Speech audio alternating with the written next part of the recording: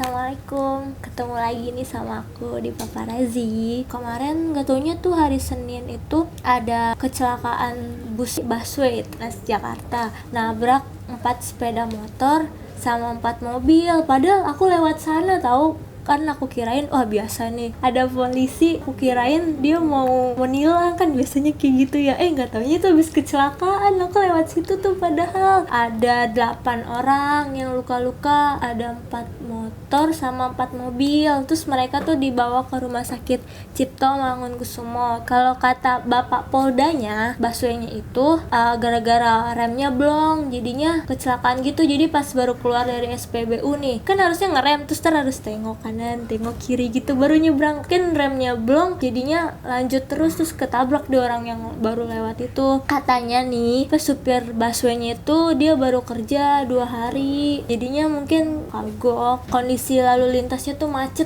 bener-bener macet deh waktu itu. Sekitar jam berapa sih aku mau kerja, jam 3-an tuh macet. Nih buat bapak-bapak supir, kalau enggak mbak-mbak deh, suka mbak-mbak cantik gitu kan yang nyupir busway. Mudah-mudahan tuh kalau misalkan lagi nyupir tuh harus lihat-lihat dulu supir-supirnya nih, harusnya tuh mereka ada seleksi. Pacar aja harus diseleksi, masa pegawai busway juga nggak diseleksi? Kan dia bawa orang banyak, terus harus hati-hati juga. Kan udah rapi nih pakai jas kayak orang kantoran, terus tau-tau nyupir busway, berarti harus bertingkah yang bijaksana dong. Cit itu aja, mudah-mudahan nggak terjadi lagi ya kecelakaan gitu kan, kasihan.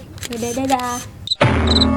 Halo semuanya, makasih ya buat kalian yang udah nonton video-video kita di Digidi Channel. Sip. Assalamualaikum warahmatullahi wabarakatuh. Dan buat kalian jangan lupa ya, like, comment, subscribe, and share ya. Ngomongnya apa aja?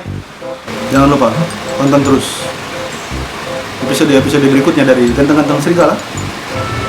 Udah. Iya, web seriesnya mana? Dah.